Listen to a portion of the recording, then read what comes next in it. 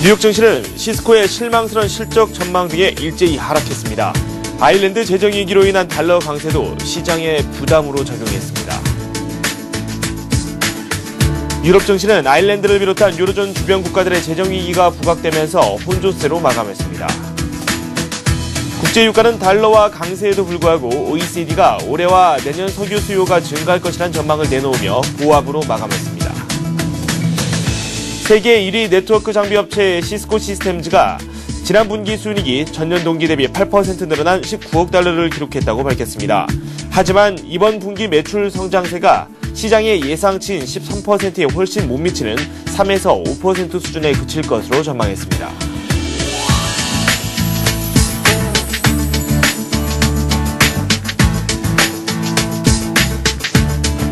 여러분 안녕하십니까? 굿모닝 센 증시의 김종성입니다. 어제 우리 증시에 대해서 쇼크라고 표현하시는 분들이 상당히 많았습니다. 50포인트 넘게 하락을 했고 이 일이 5분 이내 한 2분 정도에 일어난 일이어서 시장의 충격은 더했습니다.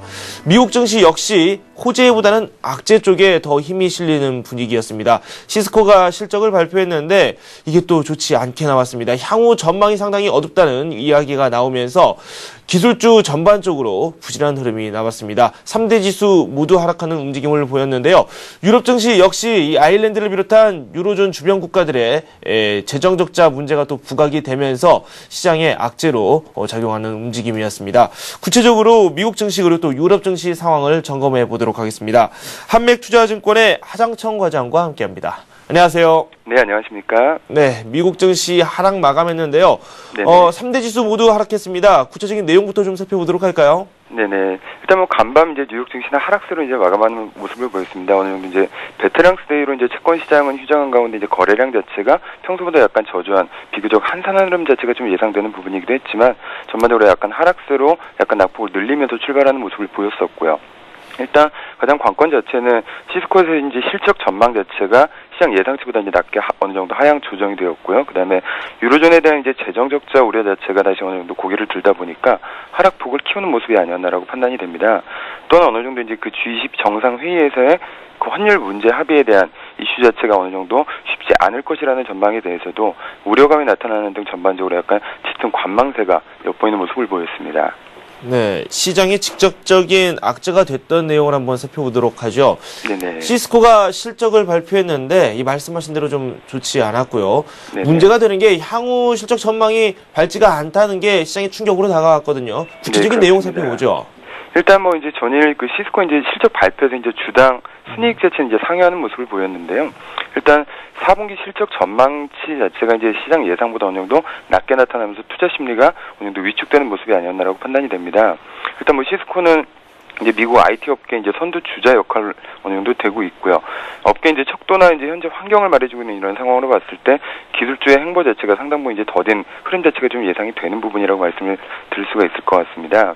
또 한 부분 이제 기술주 중심으로 이제 어느 정도 약간 차익 매물 자체가 출회되는 움직임으로 나타났고요. 이런 부분 때문에 전반적으로 약간 불안감이 어느 정도 확산되는 이런 양상이었다라고 판단이 되고 있고요.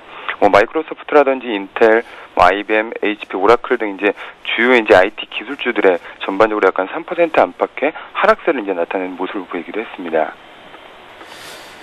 네, 역시 기술주 중심으로 낙폭이 좀 크게 나왔고요. 말씀하신 대로 나스닥이 좀 하락하는 움직임을 보여줬습니다.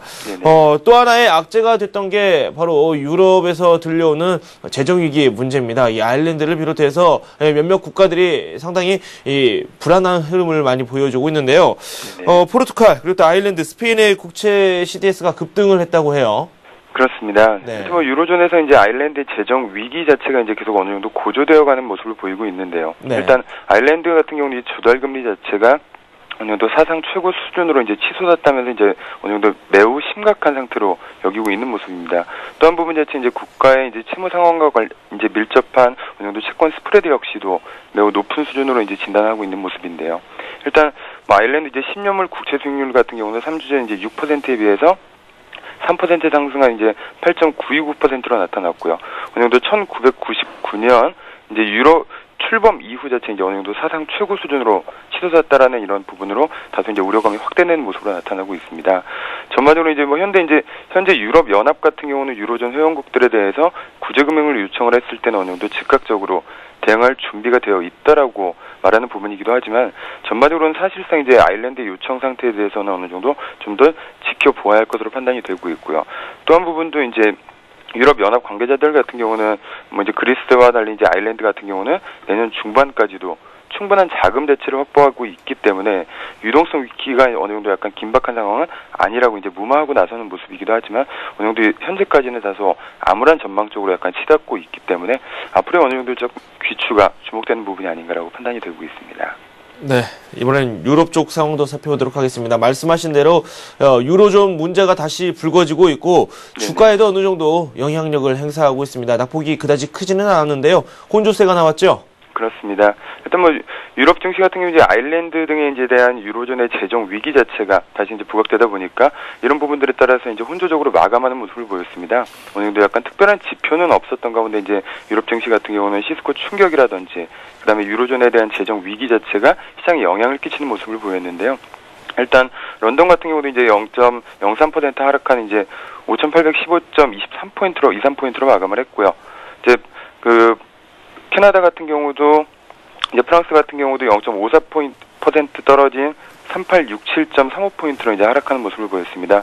다음에 이제 독일 닥스 30 같은 경우는 다소 이제 0.05% 오른 6723.41포인트로 이제 강보합수로 마감을 하는 모습이었는데요. 일단 이날 뭐 아일랜드 이제 국채에 대한 이제 가상금리 자체가 어느 정도 사상 최고 수준까지 치솟았기 때문에 시장 불안 자체가 어느 정도 그대로 반영이 되는 모습이 아니었나라고 판단이 됩니다. 또 이제 미국 이제 시스코사의 대한 이제 다음 분기 전망 자체가 어느 정도 다소 이제 부정적으로 밝혀진 만큼 뉴욕 증시에 대한 충격에 대한 영향도 어느 정도 영향을 끼쳤다라고 판단이 되고 있고요. 또 한 부분 자체도 이제 뭐 G20 정상회담에서의 어느 정도 약간 환율 문제 합의를 이끌어내기 위해서는 다소 약간 투자 심리 다소 위축적으로 좀 전개가 되는 모습이 아니었나 이렇게 판단이 되고 있습니다. 네, 상품 시장도 좀 짚어보도록 하겠습니다. 국제 유가 물론 하락 요인도 있었고 상승 요인이 있었습니다. OECD가 올해 그리고 또 내년에 석유 수요 전망을 상당히 높게 보면서 상승할 듯 싶었는데 또 달러 강세가 이어지면서 그렇게 또 많이 오르지는 않았고요. 보합으로 마감이 됐죠. 살펴보도록 그렇습니다. 하죠. 일단 뭐 국제유가 같은 경우 이제 보합 수준에서 마감이 되는 모습을 보였고요. 일단 뭐 최근 이제 중국에서 이제 디젤 파동 자체가 일어나다 보니까 큰 상승들을 어느 정도 약간 지속적으로 좀 이어가는 모습을 보이기도 했는데 전일 같은 경우는 어느 정도 이제 시스코에서의 이제 실적 전망 하향 조정 여파라든지 이런 부분들에 따른 증시에서 이제 차익 매물 자체가 출회가 되었다는 점, 또 한 부분 자체 이제 투자 심리 자체가 약화가 되다 보니까 자연스럽게 이제 유가에 대한 상승폭 또한 어느 정도 반납하면서 보합선을 이제 마감하는 모습을 보였는데요. 일단 한편 이제 이날 석유 수출국 기구에서는 독일과 이제 미국을 중심으로 한 이제 선진국들의 산업용 원유 수요 자체가 회복이 되면서 2011년 원유 소비가 어느 정도 210만 배럴까지도 달할 것이라는 전망을 내어놓았고요. 이는 지난달 이제 예상치보다도 10여만 배럴 증가한 수준으로 나타나고 있기 때문에 이런 부분들에 따른 이제 수요 증가 이런 전망 자체가 상당 부 유가를 좀 지지하는 요인으로 작용을 하지 않았나라고 판단이 됩니다. 그다음에 이제 뭐 금가격 같은 경우도 이제 뉴욕 상업거래소 12월 인도분 금가격 같은 경우 온스당 4달러 오른 1,403.3달러에 마감하는 모습을 보였습니다. 이틀 연속 이제 상승세를 이어가는 모습이었는데요. 일단 뭐 중국에서 이제 소비자 물가 지수가 상승세를 이어가고 있고요. 또 한 부분 자체 유럽 위기가 어느 정도 가속화되는 모습을 보임에 따라서 인플레이션에 대한 해치 수요라든지 또 한 부분 자체 이제 안전 자산으로서의 금과 이런 귀금속 전반에 걸쳐 상승세가 연출이 되었다라고 판단이 됩니다. 이런 상황 속에서도 금은 이제 온스당 이제 1,400달러 선 자체를 넘어섰기 때문에 어느 정도 그 가격 자체를 다소 확고하게 좀 자리매김하는 모습으로 나타났고요. 여전히 이제 글로벌 환율 전쟁 자체가 투자자들은 이제 불안하고 있다라는 이런 점에서 비춰봤을 때도 또 한 부분에서는 이제 세계은행 총재에서 이제 변형 근본 위제 발언 자체가 여전히 꾸준하게 금의 수요를 불러일으키는 요인이 아니었나라고 판단이 됩니다. 일단 뭐 이제 외환시장 같은 경우는 어느 정도 미 달러화가 다시금 이제 강세를 좀 이어가는 모습이었는데요. 유로화가 달러 대비 다시 이제 1개월 만에 최저치를 나타내기도 했습니다. 뭐 유럽 국가에 대한 이제 채무 상황 자체가 악화된 것으로 어느 정도 부각이 되다 보니까 자연스럽게 이제 유로가 지난 이제 미국 양적 완화 발표 이후에 이제 어느 정도 약간 지속적인 하락세를 좀 이어가고 있는 모습인데요. 이런 이제 유럽 시장의 위기 자체가 발생을 하다 보니까 자연스럽게 달러화는 주요 통화 대비 전반적으로 상승세를 연출하는 모습을 보였고요. 전반적으로 유로의 하락세가 좀 더 약간 탄력을 받는 모습은 아닌가라고 판단이 됩니다. 또 한 번 이제 뭐 반대로 약간 중국에서 이제 뭐 무디스에 대한 국가 등급 이제 상승으로 인해서 위안화가 다시 어느 정도 약간 주목받는 모습을 보이고 있는데요. 이로 인해서 전반적으로 약간 상품 통화의 하락세가 좀 더 제한되는 양상으로 전개가 되고 있다라고 보입니다. 하지만 일단 뭐 이번에 G20 정상회의에서 중국이라든지 미국의 통화 정책에 대해서 어느 정도 계속 이의를 제기하는 이런 약간 대립 양상 자체가 전개가 되고 있기 때문에 이런 결과가 어떻게 나타날지에 대해서는 꾸준하게 좀 지켜보셔야 하는 부분일 것 같습니다. 네. 이제 우리 시장 같은 경우 오늘 금요일이기 때문에 저희가 살펴볼 부분이 오늘적으로 한정이 되어 있지만 미국 증시 쪽도 한번 잘 살펴봐야 되겠죠. 미국 증시 내에서 나올 그런 경제 지표라든지 기업들의 실적이 있으면 함께 소개 좀 해주십시오. 네, 일단 뭐 블룸버그 컨센서스에 따르면 이제 11월 이제 미시건대 소비자 신뢰 지수는 지난 10월에 67.7보다는 어느 정도 약간 소폭 상승한 69.0으로 이제 나타날 것으로 전망을 하고 있습니다. 일단 뭐 지난 주말 같은 경우 이제 비농업 분야 일자리 수 자체가 15만 1천 건 증가하면서 어느 정도 예상을 크게 상회하는 수준으로 나타났기 때문에 고용 시장이 어느 정도 예상보다 상당 부분 호전되고 있다는 인식 자체가 어느 정도 강화되는 모습으로 판단이 됩니다. 이에 따라서 전반적으로 연말 이제 쇼핑 시즌을 앞둔 어느 정도 소비 심리가 소폭이나마 개선이 될 것이다라는 기대감이 반영이 되는 모습인데요.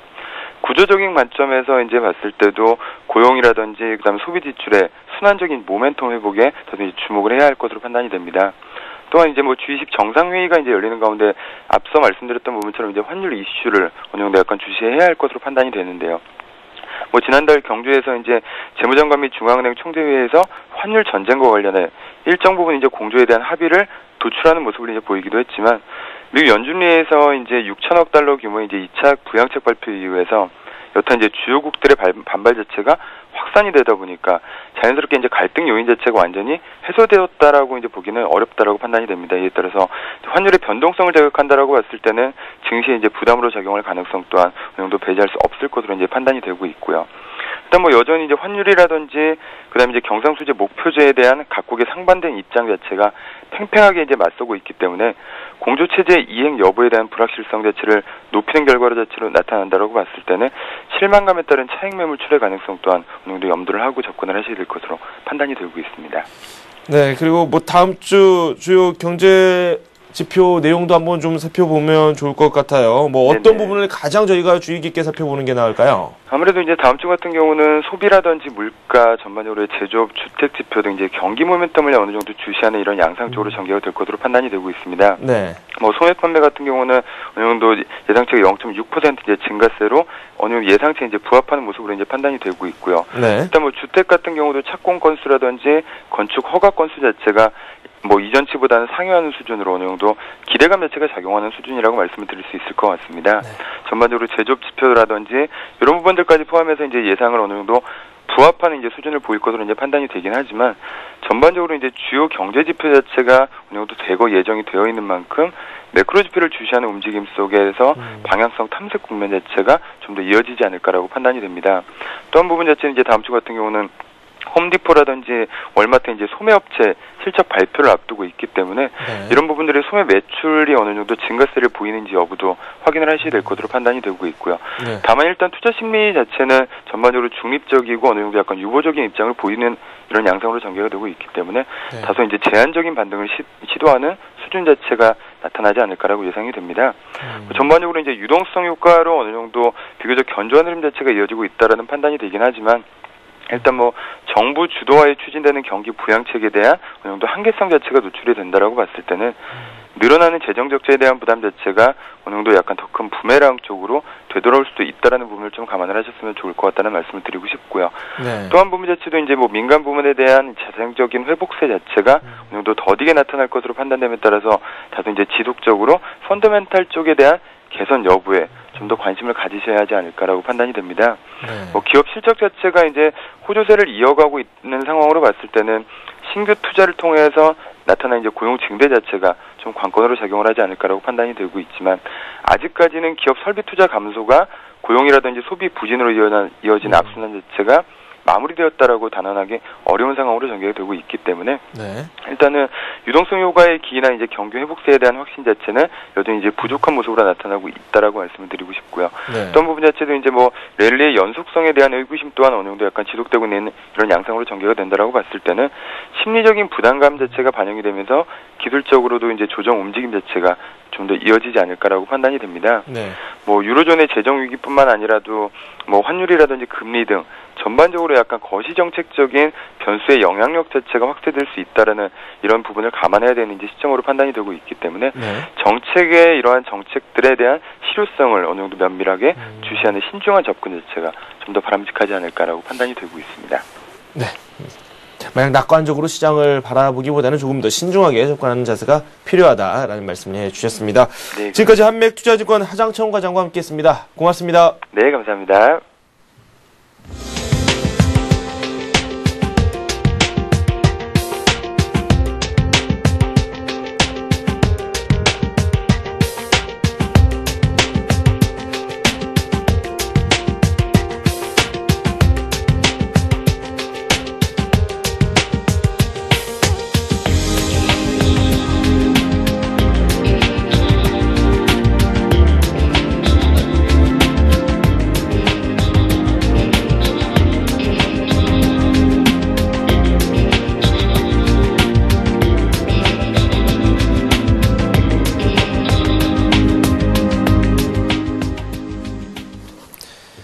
네, 오늘의 SN 전략 시간입니다. 오늘은 교보증권 상암 DMC 지점의 김학현 차장과 함께합니다. 어서 오세요. 안녕하세요.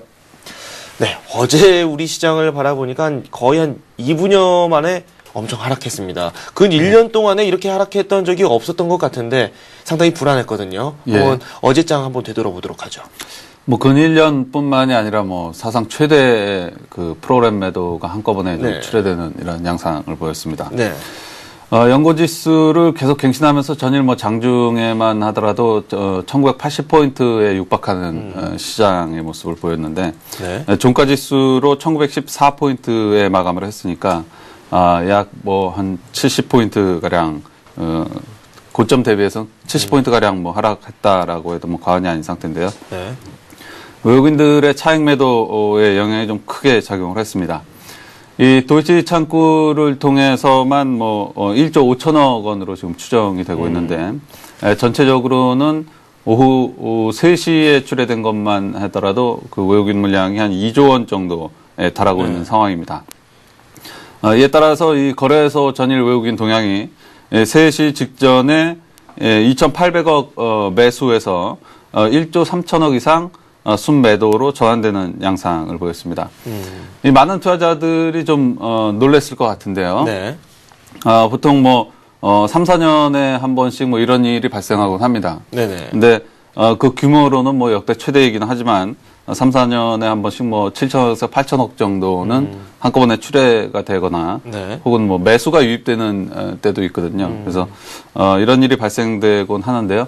시장은 곧바로 좀 회복되는 이러한 양상들을 또 보이곤 합니다. 네. 물론 이번에 출회된 양상은 그 규모가 역대 최고이고 또 2,000포인트를 바로 목전에 둔 상황에서 진행이 됐기 때문에 조금 다른 양상을 보일 수도 있지만 어쨌든 뭐 전일 하락폭의 최소한 50% 이상 정도는 상당 부분 좀 회복할 것으로 이렇게 전망을 하고 있습니다. 이 도이치 창구를 통해 나온 이 차익 매도의 성격을 파악하는 작업이 시장을 바라보는 이 핵심 포인트 중에 하나일 텐데요. 네. 일단 비차익이 아니라 차익을 중심으로 해서 나왔다는 것은 일단 선물과 연계됐을 가능성이 상당히 높죠. 네. 꼭 선물이 아니더라도 이 합성 선물, 그러니까 옵션을 여러 가지 옵션을 구성을 함으로써 이것과 현물과의 상관관계에서 그 유입된 이 물량들이 대거 출회됐을 가능성이 높다는 겁니다. 네. 이렇게 되면 결국에는 그 주시장의 변동성을 그 선물과 현물 사이에 그 괴리를 이용을 했다고 하기보다는 좀 다른 원인이 있지 않을까라고 이제 보는 것이 좀 합당할 텐데요. 네. 가장 큰 원인으로는 지금 뭐 모든 것은 아직 뭐 추정되고 있는 뭐 이런 상황일 뿐인데, 환율이 아닐까라고 이제 많은 증권사에서도 뭐 그렇게 전망을 하고 네. 뭐 개인적으로도 그렇게 보는 것이 이제 가장 합당하다고 판단을 하고 있는데 네. 이 환율이라고 이제 추정을 한다면 외국인들이 집중적으로 국내 증시에 유입된 것이 환율이 1,200원 전후 됐을 때 외국인들의 자금이 집중적으로 국내에 좀 유입이 됐습니다. 그래서 네. 지금 1,100원 수준에 있기 때문에 환율에서만 불과 한 4개월에서 5개월 사이에 100원의 차익을 누릴 수 있거든요. 그래서 이러한 부분들로 좀 해석하는 것이 가장 좀 합당해 보이지 않나라고 판단을 하고 있는데요. 네. 이러한 이유로 어쨌든 뭐 파악을 하든지 어쨌든지 간에 분명한 것은 외국인들의 대규모 이탈만은 분명해 보입니다. 네. 최근 90거래일간, 그러니까 최근 한 4, 5개월 정도 거래일간의 이 외국인 동향을 보면 약 순매수가 1조 2천억 정도였거든요. 네. 이 1조 2천억 정도에서 12조 정도였거든요. 12조 정도에서 2조 원에 해당되는 규모, 그러니까 한 6분의 1 정도에 해당하는 규모죠. 네. 뭐 상당한 규모라고 볼 수 있는데, 이것이 뭐 단 하루에 이렇게 어쨌든 이탈이라고 봐야겠는데, 네네. 이탈했다는 것은 시장 참여자 전반에게 그 상당한 그 향후 중장기적으로도 심리적으로 위축을 줄 것임에는 틀림이 없습니다. 네. 그래서 주식 비중을 어느 정도 좀 줄이면서 시장에 대응해 나가는 것이 합당하지 않겠느냐, 뭐 이런 판단을 하고 있는데요. 네. 오히려 중장기 투자자나 뭐 시장 참여자들에게는 좀 더 확실한 시그널이 좀 제공되는 것이 아니냐라는 네. 판단을 가지고 있는데요. 만약에 2조 원이라는 자금이 뭐 하루에 2, 3천억씩 꾸준히 이탈됐다고 하면 시장 참여자들은 특히 이제 중장기 투자자들은 이 매도의 타이밍을 찾아 나가기가 쉽지가 않았을 겁니다. 네. 그렇지만 이 2조 원이라는 자금이 한꺼번에 이탈하면서 시장 참여자들에게 일정 정도는 충격을 주겠지만 또한 중장기 투자자에게는 주식 비중을 줄일 수 있는 네. 좋은 기회를 또 제공을 하고 있다. 또 이것이 전일 종가에만 큰 폭으로 하락했기 때문에 상당 부분 지금 반발 매수가 또 유입될 가능성이 상당히 높기 때문에 네. 뭐 최고점에서 파는 거는 좀 불가능하더라도 네. 어느 정도 또 올라온 수준에서 주식 비중을 줄일 수 있는 기회가 제공되고 있다라고 판단을 하고 있는데요. 네. 그렇다고 해서 뭐 전일 형성한 1978포인트 가량이 전일 고점이었는데 네. 거기가 꼭 고점이라고 보지는 않습니다. 그것 이상으로 또 시장이 반등할 수도 있습니다. 하지만 분명한 것은 이 외국인 자금들이 그간 국내 증시가 외국인의 매수의 영향이 상당히 컸기 때문에 네. 이런 분석이 가능한 건데요.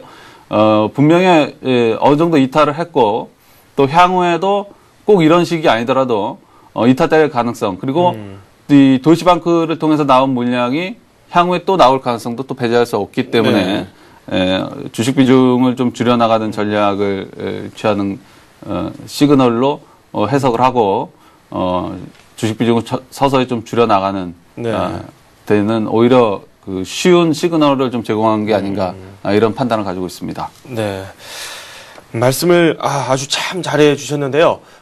향후 지난번과 같이 이렇게 고점까지 올라갈 수는 있기는 하지만 그래도 외국인들의 수급 쪽으로 해서 이 에너지가 많이 약해질 수도 있다 이렇게 전망을 해주셨고 중장기 투자자 입장에서는 한번 주식 비중을 줄일 수 있는 그런 기회가 있지 않냐라는 말씀을 해주셨습니다. 그만큼 단기적으로 한번 오를 수 있기 때문에 그 기회를 한번 잘 이용해 보자 이런 말씀이신 셈인데 그렇다면은 구체적으로 좀 투자를 어떻게 하면 좋을지 그에 대한 말씀을 좀 부탁드려도 될까요?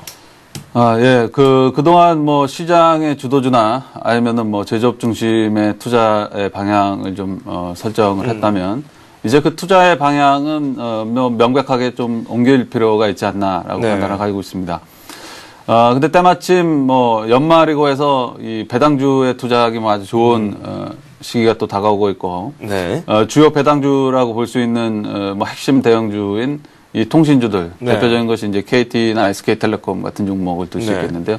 이런 종목들이 사실 최근에 전혀 오르지 않았습니다.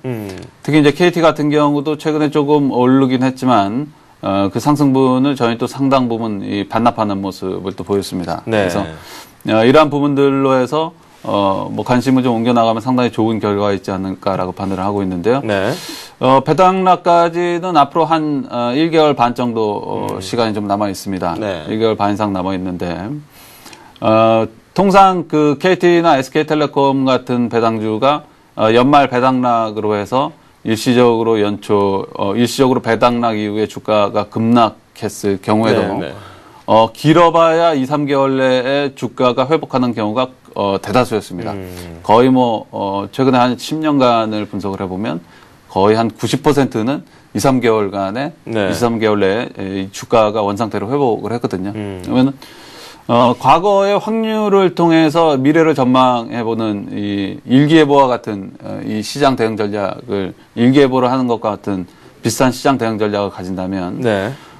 지금 통신주에 대한 투자 전략은 상당히 좋은 투자 전략이 아닌가라고 판단을 가지고 있습니다. 네. 하나하나 좀 살펴보면 KT 같은 경우를 예를 한번 들어보겠습니다. KT 같은 경우는 지금 사상 최고 수준의 그 실적 전망이 그 전망이 되는 상태에 있는데요. 네. 전년에 배당을 주당 2,000원씩 했습니다. 주당 2,000원이라는 배당은 전일 종가 45,500원을 기준으로 했을 때 이 배당 수익률이 시가 배당 수익률이 4.4%에 달하게 됩니다. 네. 이렇게 되면 지금부터 투자해서 향후 2개월, 길면 한 3개월 내에 네. 4.4%의 높은 그 수익률을 달성할 가능성이 매우 높다는 거죠. 네. 이거는 확률이 굉장히 그 높은 게임을 하게 되는 겁니다. 그래서 KT 같은 경우도 상당히 좋은 단기 투자처가 되지 않을까라고 판단을 하고 있습니다. 네. SK텔레콤은 좀 더한데요. 물론 SK텔레콤의 이익 규모는 KT처럼 좀 증가되는 모습들을 보이고 있지는 않습니다. 그렇다고 해서 SK텔레콤의 이익 규모가 줄어드는 모습도 아니거든요. 네. SK텔레콤 같은 경우는 꾸준한 그 영업이익과 순이익을 지금 창출하고 있는 상태인데, 이 실적이 꾸준한 것을 전제로 한다면 이 배당액 역시 꾸준할 가능성이 상당히 높습니다. 네. 전년에 연말 배당, SK텔레콤은 중간 배당을 하기도 하는데요. 연말 배당을 기준으로 한다면, 이 연말 배당을 기준으로 할 때 전년에 이 8,400원을 했습니다. 네. 그러면 전일 종가를 기준으로 했을 때 배당 수익률이 4.98%, 즉 5%에 달하게 됩니다. 그래서 이 보수적으로 시장에 접근을 하더라도 불과 한 2, 3개월 내에 이 4%에서 5% 사이의 수익률을 달성할 수 있다는 것은 네. 연으로 환산한다면 20% 이상의 수익이거든요. 네. 그래서 단기적으로 시장에 어떤 좀 큰 충격과 어떤 시그널도 좀 제공이 되고 있고 또 때마침 좋은 연으로 환산한다면 이 20% 전후의 좋은 수익률을 달성할 투자처도 좀 제공이 되고 있고 그렇기 때문에 어쨌든 중장기 투자자에게는 더없이 좋은 투자 대상이 될 것으로 판단하고 있고 네. 꼭 중장기 투자자가 아니더라도 단기 투자자도 이제 시장에서 한 발 좀 물러서서 이 반발 매수에 따른 상승을 이용해서 시장에서 좀 한 발 물러서서 네. 이런 통신주에서 한 2, 3개월 정도 머무는 것도 나쁘지 않은 투자 전략이다라고 판단을 하고 있습니다. 근데 또 한편으로는 이제 주식 비중에 대한 얘기를 또 하지 않을 수 없습니다. 네. 계속해서 주식 비중을 좀 100% 가까이 좀 가져가면서 좀 공격적인 시장 대응 전략을 하자라고 말씀을 드렸었는데요. 역시 시장에 대해서 투자 판단을 좀 달리 가져가고 있긴 하지만 주식 비중을 줄이는 것보다는 주식 비중은 계속 유지를 하면서 이 통신주로 방향을 좀 바꿔나가는 것도 네. 나쁘지 않은 투자 전략이다라고 판단하고 있습니다. 만약에 이 통신주, 즉 배당주에 대한 투자를 하지 않는다면 네. 주식 비중은 좀 줄여나가는 것이 맞겠죠. 네. 대안초로 배당주를 한번 노려보자라는 말씀을 해주셨는데 지금 종목을 두 종목을 말씀을 해주셨어요. 각각 네. 종목마다 매력이 조금씩은 다른 것 같습니다. KT 같은 경우에는 향후 성장성이 좀 부각이 되고 있고 SK텔레콤 같은 경우에는 KT 비해서 상대적으로 약간 배당이 높긴 높습니다. 네. 선택을 어떤 걸 하느냐도 상당히 중요할 것 같아요.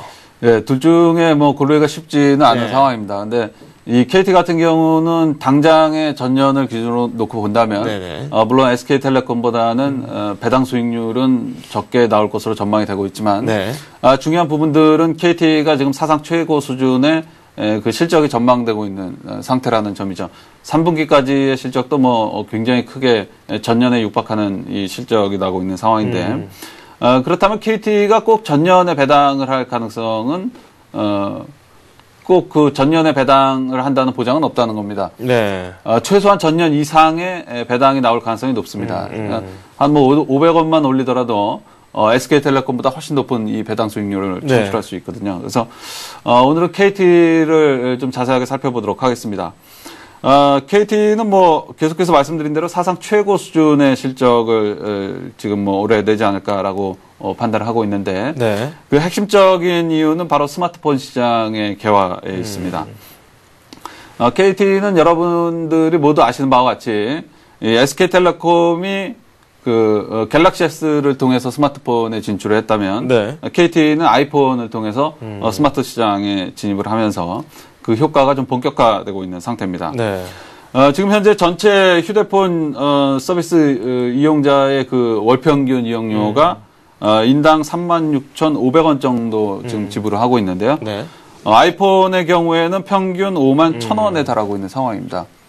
매출과 이익이 동시에 그 아이폰으로 많은 가입자가 옮겨가면 옮겨갈수록 KT의 수익성은 점점 좋아진다는 거죠. 근데 이 성장세가 그 여기서 멈추는 것이 아니라 지금 2010년에 약 200만 명이 그 스마트폰 시장에 좀 스마트폰을 이용을 하고 있는데 2011년에는 2011년 말을 기준으로 놓고 본다면 이것이 600만 명으로 증가할 가능성이 높다는 겁니다. 그러면 인당 그 휴대폰 서비스 이용료의 한 30%, 40%의 증가되는 부분들이 약 3배 정도 더 증가될 가능성이 높다는 거죠. 수익성은 이렇게 되면 뭐 계속해서 좋아질 수밖에 없는 상태다라고 볼 수 있겠고요.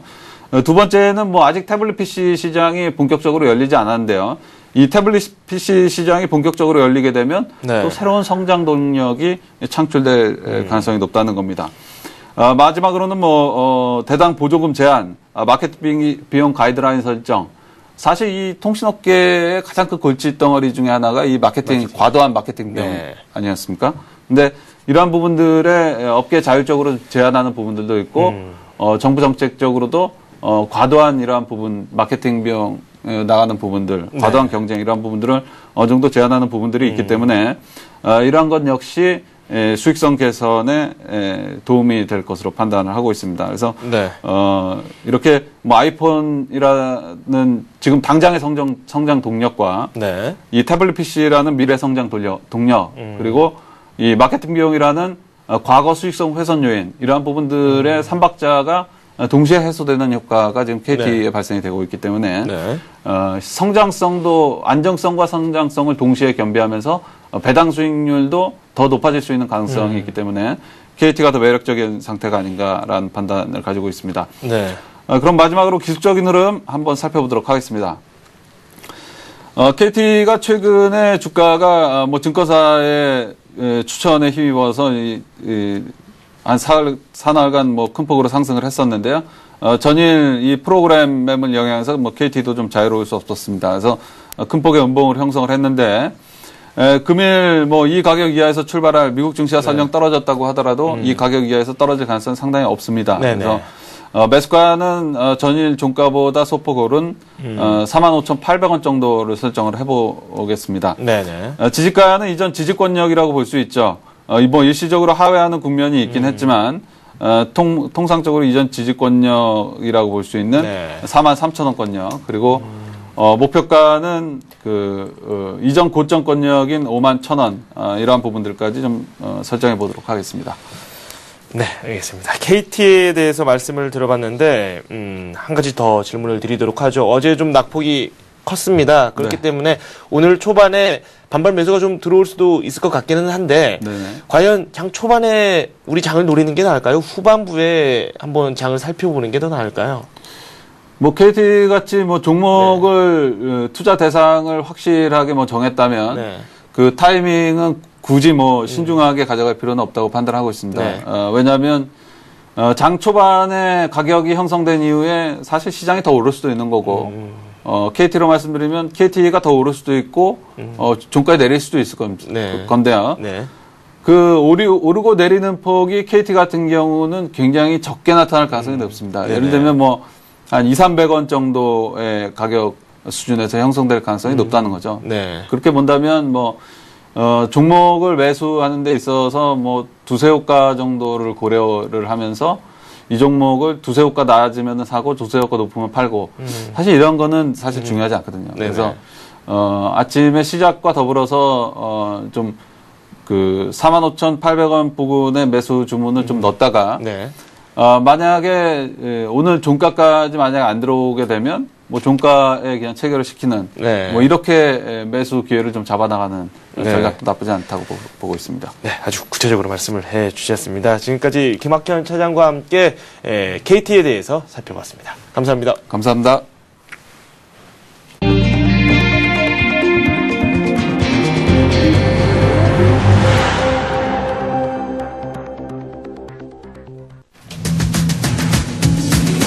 이명박 대통령과 버락 오바마 미국 대통령은 양국 정상회담을 갖고 타결이 확실시됐던 한미 자유무역협정 최종 합의를 유보했습니다. 자동차 시장과 쇠고기 시장 개방 등에 대한 양측의 견해 차이가 좁혀지지 않았습니다. 오바마 미국 대통령은 용산 주한미군 기지를 찾아 미국은 한반도 안정에 대한 책임을 수행하는 데 전혀 주저하지 않겠다며 두 나라의 관계는 어느 때보다 굳건하다고 밝혔습니다. 이날 한중 정상은 환율과 북핵 문제에 대해 심도 깊은 협의를 가졌습니다. 양국은 전략적 협력 동반자 관계 발전과 G20 서울 정상회의의 성공 개최, 한반도 정세 등에 대해 논의를 했습니다. G20 비즈니스 서밋에 참석한 글로벌 기업 CEO들은 보호무역주의를 타파하고 무역, 금융 분야 규제를 완화해달라고 촉구했습니다. 네, 서울경제신문 금융교회 김용필 기자와 함께합니다. 안녕하세요. 네, 안녕하세요. 한미 FTA 저희가 이번 주 들어서 계속 이 말씀을 드리고 있는데 타결 상당히 어렵네요. 네, 이번에도 최종 합의는 좀 이루어지게 됐는데요. 이명박 대통령과 버락 오바마 미국 대통령은 어제 양국 정상회담을 갖고 타결이 확실시됐던 한미 자유무역협정 최종 합의를 유보했습니다. 자동차 시장과 쇠고기 시장 개방 등에 대한 양측의 견해 차이를 좁히지 못해 최종 합의에 이르지 못한 것인데요. 네. 그러나 두 정상은 좀 더 시간을 갖고 세부 사항에 대한 조율을 거쳐 조속히 이견을 해소하기로 했습니다. 즉 빠른 시일 내에 타결을 본다는 기존 방침에는 변함이 없는 것인데요. 네. 이 대통령은 어제 청와대에서 오바마 대통령과 정상회담 공동 기자회견을 갖고 한미 FTA 추가 협의와 관련해서 양국 통상장관이 논의했지만 세부적 사항은 더 해결할 수 있는데 시간이 좀 더 필요하다는 데 의견을 같이 했다고 밝혔습니다. 오바마 대통령도 한미 FTA가 양국 국민에게 윈윈 전략이 될 것이라고 믿는다면서 우리는 한미 FTA의 계속 추진이 필요하고 그것이 양국에 도움이 될 것이라는 점에는 모두 공감하고 있다고 밝혔는데요. 네. 한미 FTA의 결렬은 정상회담 이전 양국 정상 간 G20 정상회의 이전 합의의 방침에 배치되는 것으로 시장에 어느 정도 충격을 줬습니다. 네. 하지만 두 정상은 빠른 이결 조율을 통한 한미 FTA 주도권 타결 방침을 강조했는데요. 네. 이 대통령은 양국 장관이 가능한 빠른 시간 내에 상호 수용이 가능한 사항을 최대한 빨리 정하기로 했다고 말했습니다. 네. 오바마 대통령은 우리는 양국 팀이 앞으로 며칠 또는 몇 주 내에 이를 노력해서 타결하도록 지시했다고 말했는데요. 네. 한편 두 정상은 북핵 문제에 대한 확고한 공조를 확인하면서 북한의 변화를 다시 한번 촉구했습니다. 네. 이 대통령은 두 정상은 북핵 및 천안함 사태에서 한미 양국이 유지한 긴밀 공조 체제를 더욱 강화하기로 했다면서 네. 북한이 완전하고 검증 가능한 비핵화가 동북아 번영을 위한 필수 요건이라고 거듭 강조했습니다. 네. 양국 정상이 이야기를 나눴지만은 한미 FTA 타결을 이뤄내지는 못했습니다. 그만큼 각국의 실리를 다시 한번 잘 생각해보고 협상에 임해야 된다라는 배경이 좀 깔려 있을 텐데 아무쪼록 조속한 타결이 이뤄지길 기원을 합니다. 네, 물론 뭐 지나친 양보로 인해서 한쪽으로 쏠리는 그런 현상은 나타나서는 안 되겠죠. 오바마 대통령이 이 북핵 문제에 대한 이야기를 또 했다고 하는데 역시 한반도 정세에 대해서 강조를 또 했다고 합니다. 미군 기지를 찾아서 또 이렇게 이야기를 했다고 하죠. 네, 미군 기지에서 또 이제 한국말을 함으로써 다시 한번 한국에 대한 친한파적인 성격을 한번 보여주었는데요. 버락 오바마 미국 대통령이 방한 이틀째인 어제 오전 용산 미군 기지를 찾아 미군 장병을 격려하고 한반도의 평화와 안정을 위한 대북 메시지를 전달했습니다. 오바마 대통령은 연설 많은 부분을 한국 전쟁에 대한 의미를 되짚는 데 할애했는데요. 한국 전쟁에서 보여준 미국의 희생이 오늘날 번영된 한국의 미끄럼이 됐고, 그래서 지금 한국에서 현재 복무하고 있는 미국 장병의 봉사도 한반도의 미래 번영과 안정과 직결되는 의미를 다시 한번 강조했는데요. 네. 이날 행사에는 미군 한국전 참전용사 62명과 한국군 참전용사들이 동석했습니다. 오바마 대통령은 이들을 자리에서 직접 일으켜 세워 경의를 표했고, 참석 미군 장병은 무례와 같은 박수를 보냈는데요. 특히 오바마 대통령은 조국을 위해 운명을 쌓았던 한국 참전 용사들도 여기 오셨다면서 감사해요 친구들 같이 갑시다라고 말했습니다. 특히 같이 가시다라는 부분은 한국말로 했었는데요. 네. 이에 오바마 대통령은 일본 한국전쟁의 희생이 무승부를 위한 죽음이라고 하고 있지만 번영을 구가 중인 민주주의 국가 한국과 희망을 갖고 있는 한국인들을 본다면 한 가지 분명한 것이 있다면서 그것은 무승부가 아니라 그때도 승리였고 지금도 승리라고 강조했습니다. 네. 즉 6.25 전쟁이 미국과 한국의 커다란 승리였다는 점을 다시 한번 강조한 것인데요. 네. 오바마 대통령은 북한이 서울을 함락하고 부산까지 밀고 내려왔던 1950년 여름 한국은 더는 존립할 수 없었을 것 같았다. 하지만 대부분 한 번도 한국이라는 나라를 듣지 못한 미국 병사들은 자유민주주의 수호를 위해서 이를 목숨 걸고 싸웠다고 강조했습니다. 네. 오바마 대통령은 현재 부강한 한국과 가난한 북한은 극명한 대비가 되고 있다면서 네. 북한도 핵 개발을 포기하고 한국과 같은 번영과 기회를 누릴 수 있는 다른 길을 찾아야 한다고 거듭 강조했습니다. 네. G20 정상회의가 열리면서 각 국가별로도 정상회의가 활발히 펼쳐지고 있습니다. 어제 이명박 대통령이 또 후진타오 국가주석을 만나서 양국 간 현안을 또 논의를 했다고 하는데요. 어떤 내용들이 나왔는지 살펴보도록 하죠. 네, 이제 미국에 의해서 우리나라 매우 중요한 나라죠. 중국 후진타오 주석과 어제 이명박 대통령이 회담을 가졌는데요. 이명박 대통령은 어제 후진타오 중국 국가주석과 청와대에서 한중 정상회담을 갖고 환율과 북핵 문제에 대한 심도 있는 논의를 나눴습니다. 네. 양국 정상은 이날 회담에서 전략적 협력 동반자 관계의 지속 발전, G20 회의의 정상회담 성공 개최, 한반도 정세 등에 대해 논의했는데요. 네. 아울러 양국은 회담을 계기로 경제 통상 등 실질적 협력 관계 발전을 위해 지속적 관심과 노력을 기울여 나가기로 합의했습니다. 회담에서 후 주석은 중국 측은 남북 관계 개선을 일관되게 지지하고 있으며 네. 북한 지도자가 중국을 방문했을 때 남북 관계 개선이 한반도 안정이 매우 중요하다고 말했다고 회담을 배석한 김희정 대변인이 전했는데요. 네. 김 대변인은 이어 후 주석은 북한 지도자의 방중 때 남북 관계에 대한 대화가 있었다고 말했다고 덧붙였습니다. 후 주석은 또 한국 측이 최근 남북 관계 개선과 관련한 적극적인 조치를 취한 것으로 알고 있다면서 대북 인도 지원과 남북 군사 실무회담 등이 남북 관계 개선과 한반도 정세가 좋은 방향으로 흘러가는 데 도움이 될 것이라고 믿는다고 말했다고 합니다. 네. 이에 이 대통령은 북한의 중국의 과거 발전 경험 등을 많이 이야기해주고 있는 것에 대해 감사하다면서 북한이 중국에 대해 훌륭한 모델 옆에 있는 이웃이라고 생각하고 따라올 수 있도록 더 노력해달라고 말했는데요. 네. 이 대통령의 언급에 후 주석은 중국과 한국이 전략적 협력 동반자 관계로 바뀐 이후 상당히 관계가 가까워지고 밀착되고 있다고 생각한다면서 네. 두 나라의 관계가 아주 만족스럽다고 강조했습니다. 네. G20 정상회의뿐만 아니라 이와 관련된 부대 행사도 많이 열리고 있습니다. 그에 앞서서 G20 비즈니스 서밋에 참석한 글로벌 CEO들도 역시 정책적인 변화를 촉구하는 그런 한 목소리를 냈다고 합니다. 구체적인 내용 살펴보도록 하겠습니다. 네, G20에 이은 B20이죠. 비즈니스 서밋이 어제로 막을 내렸는데요. 네. 서울 주요 20개국 G20 비즈니스 서밋에 참석한 글로벌 기업 CEO들이 보호무역주의를 타파하고 무역, 금융 분야에 대한 규제를 완화해달라고 촉구했습니다. 또 내년까지 도하 개발 라운드, DDR을 타결하고 외국인 직접 투자, FDI를 막는 장애물을 없애달라고 촉구했는데요. 서울 G20 비즈니스 서밋은 어제 서울 광장동 셰라톤 워커힐 호텔에서 데이비드 캐머런 영국 총리 등 주요 정상과 120명의 글로벌 CEO가 참석한 가운데 이 같은 내용을 담은 성명서를 채택하고 역사적인 막을 내렸습니다. 이번 비즈니스 서밋은 세계 최초로 글로벌 차원에서 민간 공조체제를 구축한 행사로 역사의 한 페이지를 기록하게 됐는데요.